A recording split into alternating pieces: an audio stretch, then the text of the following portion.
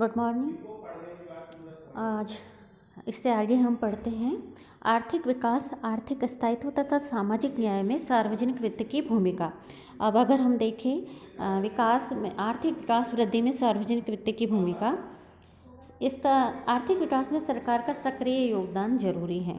Professor Levi's ने लिखा है कि कोई भी देश अपनी बुद्धिमान सरकार का सक्रिय सहयोग पाए बिना आर्थिक विकास नहीं कर सकता है। अर्धविकसित एवं विकासशील देशों के आर्थिक विकास में तो सरकार को स्वयं सार्वजनिक वित्त से उद्योगों में पूंजी विनियोग करना पड़ता है। निजी उद्योगों को ऋण, अनुदान तथा सहायता देनी पड़ती है। विकास के लिए आधारभूत संरचना का निर्माण करना पड़ता है। मानव शक्ति साधनों के विकास के लिए तकनीकी एवं सामान्य शिक्षा पर व्यय करना होता है। ठीक है, तो इस प्रकार सार्वजनिक वित्त निम्नलिखित तत्वों द्वारा आर्थिक विकास को गति प्रदान करता है। कौन कौन से हैं वे तत्व? आर्थिक विकास के लिए आवश्यक संरचना का निर्माण। सरकार सार्वजनिक व्यय से आर्थिक विकास हेतु आधारभूत संरचना जैसे परिवहन एवं संचार साधनों का विकास, सड़कों एवं रेलों का निर्माण, विद्युत शक्ति उत्पादन एवं वितरण, सिंचाई हेतु नहरों, तालाबों तथा नलकूपों का निर्माण, शिक्षा, स्वास्थ्य एवं चिकित्सा सुविधाएं प्रदान करना आदि प्रमुख है। भारत में सरकार ने इन पे काफ़ी खर्च किया है। नेक्स्ट है आधारभूत उद्योगों की स्थापना एवं विस्तार। सरकार देश में आधारभूत उद्योगों जैसे कि लौह इस्पात, सीमेंट, कोयला, रासायनिक उद्योग, मशीन निर्माण उद्योग आदि में स्वयं पहल करके पूंजी लगाती है, जोखिम उठाती है और देश का भावी आर्थिक विकास का मार्ग प्रशस्त करती है। जैसे कि आप देख सकते हैं भाखड़ा नांगल बांध जो बना था, तो ये है केंद्र सरकार के द्वारा की गई पंचवर्षीय योजनाओं का एक महत्वपूर्ण कार्य था और इसकी वजह से काफ़ी कुछ इसने काफ़ी योग किया है। पंडित नेहरू के द्वारा तो इसे आधुनिक भारत के मंदिर की संज्ञा दी गई थी।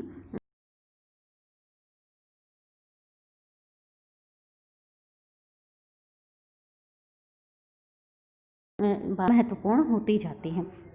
नेक्स्ट, आर्थिक क्रियाओं में प्रत्यक्ष भाग लेकर सार्वजनिक उपक्रमों की स्थापना। जिन उद्योगों में भारी पूंजी विनियोग होता है तथा अधिक जोखिम हो, उनमें निजी साहस आगे नहीं आता है। क्यों? क्योंकि ये रिस्की मामला हो जाता है। इतनी ज़्यादा मात्रा में आप रेवेन्यू लगा रहे हो और अगर मान लीजिए सक्सेसफुल नहीं हो पाता है तो वो नुकसानदायक हो जाता है। तो ऐसी परिस्थिति में गवर्नमेंट ही इस तरीके का रिस्क ले सकती है। अतः सार्वजनिक वित्त द्वारा स्वयं उपक्रमों की स्थापना की जाती है। भारत में अगर आप देखें तो गवर्नमेंट के जो ये महारत्न, मिनी रत्न, नवरत्न ये जो कंपनियां चल रही है, ये क्या है, इस तरीके से ये सार्वजनिक उपक्रमों की स्थापना गवर्नमेंट के द्वारा की जाती है। ठीक है, और इनमें काफ़ी कुछ पूंजी लगी रहती है। नेक्स्ट है लोगों की शिक्षा से कुशल श्रम शक्ति का निर्माण। सरकार आर्थिक विकास के लिए कुशल श्रम शक्ति के निर्माण हेतु सार्वजनिक व्यय द्वारा तकनीकी शिक्षा, प्रौद्योगिकी विकास एवं अनुसंधान प्रशिक्षण सुविधाओं की व्यवस्था करती है। हीनार्थ प्रबंधन द्वारा साधन जुटाकर आर्थिक विकास कार्यों को संपन्न किया जाता है। जहां पहली योजना में आर्थिक विकास के लिए इस स्रोत से केवल 420 करोड़ रुपए जुटाए गए थे, वहीं 7वीं योजना से इसमें 38,696 करोड़ रुपए जुटाए गए। नेक्स्ट है अनुदान, सहायता एवं उपादान द्वारा विकास कार्यों को गति प्रदान की जाती है। जहां एक और केंद्र सरकार राज्यों को अनुदान और सहायता प्रदान कर विकास कार्यों को बढ़ावा देती है, वहीं दूसरी ओर केंद्र तथा राज्य सरकारें निजी उद्योगपति तथा व्यवसायियों को अनुदान, सहायता एवं उपादान देकर विकास का मार्ग प्रशस्त करती हैं। निर्यातों को बढ़ावा। सरकार करों में कटौती, कस्टम ड्यूटी, उत्पादन कर में छूट देकर विदेशों में प्रतिनिधि मंडल भेजकर निर्यातों को बढ़ावा देती है। रोजगार में वृद्धि। सार्वजनिक व्यय से सरकार कई लोगों को स्वयं रोजगार में लगाती है, रोजगार उन्मुखी कार्यक्रम चलाती है, नए नए उद्योगों की स्थापना करती है, विकास कार्यों में रोजगार को बढ़ावा देती है, अकाल, भूकंप, बाढ़ आदि विपत्तियों में सहायक रोजगार प्रदान करती हैं। आर्थिक विषमताओं में कमी। सरकार धनवानों पर प्रगतिशील करारोपण करके तथा गरीब वर्गों को आर्थिक सुविधा एवं सहायता, सार्वजनिक सेवाओं द्वारा आर्थिक असमानता को कम करने का प्रयास करती है। पूंजी निर्माण को प्रोत्साहन। सार्वजनिक वित्त के द्वारा जहां एक और सरकार बचतों को उत्पादक कार्यों में विनियोग विनियोग पर करों में छूट, अनुत्पादक व्यय पर भारी करारोपण, विनियोग करने में अनुदान, सब्सिडी आदि पूंजी निर्माण को बढ़ावा देते हैं। अवांछित उपभोग पर रोक से कुशलता में वृद्धि, जैसे कि हानिकारक और मादक पदार्थों पर अगर आप ऊंचे टैक्स लेती है गवर्नमेंट, तो ऐसी परिस्थिति में क्या है कि इनके उपभोग में कमी आती है और इस तरीके के टैक्स से जन स्वास्थ्य पर बुरे प्रभाव रोके जा सकते हैं। नेक्स्ट है औद्योगिक वांछित परिवर्तन। करारोपण में छूट से जहां नए नए उद्योगों की स्थापना को प्रेरित किया जा सकता है, वहीं प्रगतिशील करारोपण के माध्यम से अवांछित उद्योगों की स्थापना पर नियंत्रण लगाया जा सकता है। इसी प्रकार जहां सरकारी व्यय, अनुदान और सहायता से कुछ उद्योग पनपते हैं, वहीं संरक्षण के अभाव में कई उद्योग ठप हो जाते हैं। उत्पादन क्षमता में वृद्धि। सरकार सार्वजनिक वित्त के द्वारा उत्पत्ति के नए साधनों की खोज करती है और नए उत्पादक क्षेत्रों में उत्पादन प्रारंभ किया जाता है, अनुसंधान कार्यों को बढ़ावा दिया जाता है, उद्योगों एवं कृषि का विकास किया जाता है। इन सब से देश में उत्पादन क्षमता बढ़ती है। भारत में पंचवर्षीय योजनाओं पर सार्वजनिक क्षेत्र में किए गए व्यय से आज देश तीव्र आर्थिक विकास से उत्पादन क्षमता बढ़ा पाया है। नेक्स्ट है जनसंख्या पर नियंत्रण। सरकार सार्वजनिक वित्त के माध्यम से परिवार नियोजन एवं जनसंख्या नियंत्रण पर जो भारी व्यय कर रही है, वह अप्रत्यक्ष रूप से विकास की गति कम करने वाली जनसंख्या की विस्फोटक वृद्धि को रोकना है, देश पर आर्थिक भार को घटाना है। विकास संस्थाओं एवं प्रवृत्तियों को बढ़ावा देकर सार्वजनिक वित्त से आर्थिक विकास का मार्ग प्रशस्त किया जाता है। सरकार संचार माध्यमों से जनता में विकास के प्रति रुचि सरकारी व्यय द्वारा बढ़ाती है। इसलिए लेविन्स ने लिखा है कि सरकारी व्यय से विकास प्रवृत्तियों एवं विकास संस्थाओं को बढ़ाकर विकास को गति प्रदान कर सकती है। अंतर्राष्ट्रीय सहयोग एवं सहायता। सार्वजनिक वित्त के द्वारा विदेशी ऋणों एवं आर्थिक सहायता के द्वारा देश में आर्थिक विकास की गति तेज की जा सकती है। शांति एवं सुरक्षा। सार्वजनिक वित्त से सरकार आंतरिक शांति एवं सुरक्षा तथा बाहरी आक्रमणों से सुरक्षा प्रदान कर लोगों के उत्पादक कार्यों से आर्थिक विकास को गति प्रदान करती है। नेक्स्ट हम देखते हैं आर्थिक स्थिरता में सार्वजनिक वित्त की भूमिका। आर्थिक स्थिरता में सार्वजनिक वित्त की भूमिका में है पहला पॉइंट, आर्थिक तेजी में सार्वजनिक वित्त द्वारा स्थायित्व सरकार द्वारा अति उत्पादन पर रोक एवं मूल्यों में भारी वृद्धि पर नियंत्रण किया जाता है। इसके लिए लोगों के पास से अतिरिक्त क्रय शक्ति को करों द्वारा ले लिया जाता है और उत्पादन कार्यों को बढ़ावा देकर उत्पादन बढ़ाया जाता है। इसमें है बचत का बजट बनाना। तेजी पर नियंत्रण हेतु सरकार को बचत का बजट यानी सरप्लस बजट बनाना चाहिए। नेक्स्ट है सरकारी विनियोगों में कमी करके वस्तुओं की मांग कमी की जा सकती है। सरकार के विनियोग में कमी उपयुक्त है। नेक्स्ट फिजूल खर्चों पर रोक। सरकार को अपने अनुत्पादित खर्चों को कम करके तेजी पर नियंत्रण में मदद मिलेगी। नेक्स्ट है निजी बचतों को प्रोत्साहन।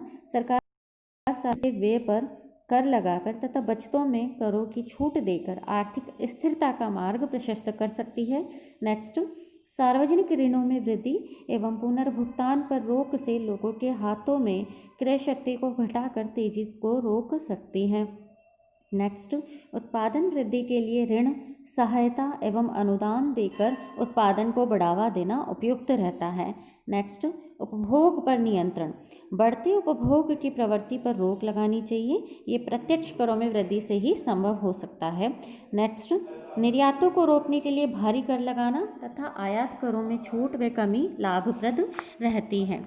आगे हम देखते हैं सेकंड पॉइंट, आर्थिक मंदी में सार्वजनिक वित्त द्वारा स्थायित्व हेतु कई प्रकार के कदम उठाए जाते हैं। मंदी काल में चूंकि सभी प्रकार के मूल्यों में गिरावट आती है, बेकारी फैलती है, उद्योग और व्यवसाय ठप हो जाते हैं, लोगों के पास क्रय शक्ति घट जाती है। ऐसे समय में सार्वजनिक वित्त द्वारा व्यय करके अर्थव्यवस्था में चेतना लाई जा सकती है और इसके लिए सरकार निम्न प्रकार से व्यय करती है। जैसे घाटे का बजट बना सकती है, ठीक है। दूसरा सरकारी राहत कार्य कर सकती हैं। राहत कार्यों में क्या है, बेकारी भत्ता, उपभोग भत्ता, आर्थिक सहायता दे सकती है सरकार मंदी को रोकने के लिए। सरकारी विनियोग को बढ़ावा देकर सरकार ज़्यादा से ज़्यादा मांग को बढ़ाने का कार्य कर सकती है। नेक्स्ट है सार्वजनिक ऋणों में कमी एवं पुनर्भुगतान को बढ़ावा देने से भी अर्थव्यवस्था में क्रय शक्ति बढ़ेगी। जो मंदी के निवारण द्वारा आर्थिक स्थिरता में सहायक होगी।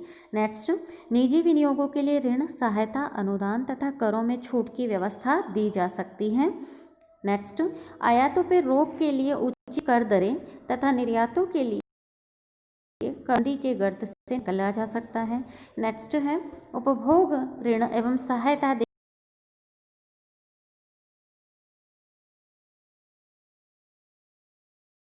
सामाजिक न्याय में सार्वजनिक वित्त की भूमिका।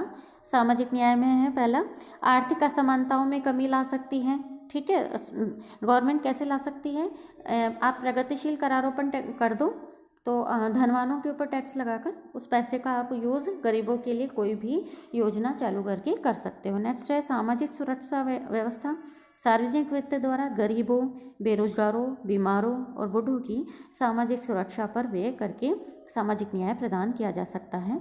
नेक्स्ट, गरीबों और पिछड़े वर्गों के विकास कार्यों पर व्यय करके उन्हें सामाजिक न्याय दिया जा सकता है।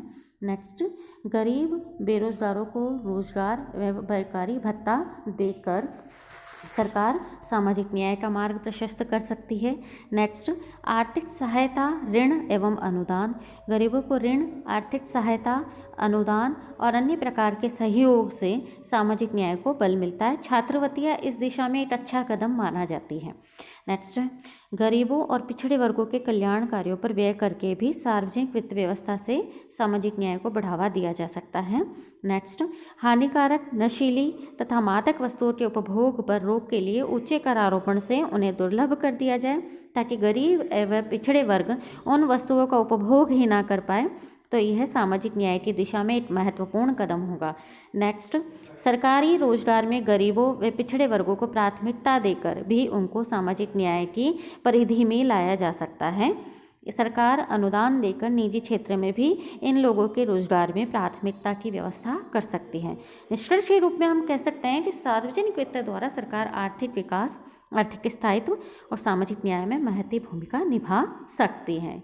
आज के लिए असाइनमेंट है आपका, सार्वजनिक वित्त एवं निजी वित्त में अंतर बताइए। आप मुझे ये किसी भी माध्यम से इन दोनों में जो ये इस क्वेश्चन का आप उत्तर मुझे भेज सकते हैं। आप आज के लिए इतना ही, ये टॉपिक आपका समाप्त होता है।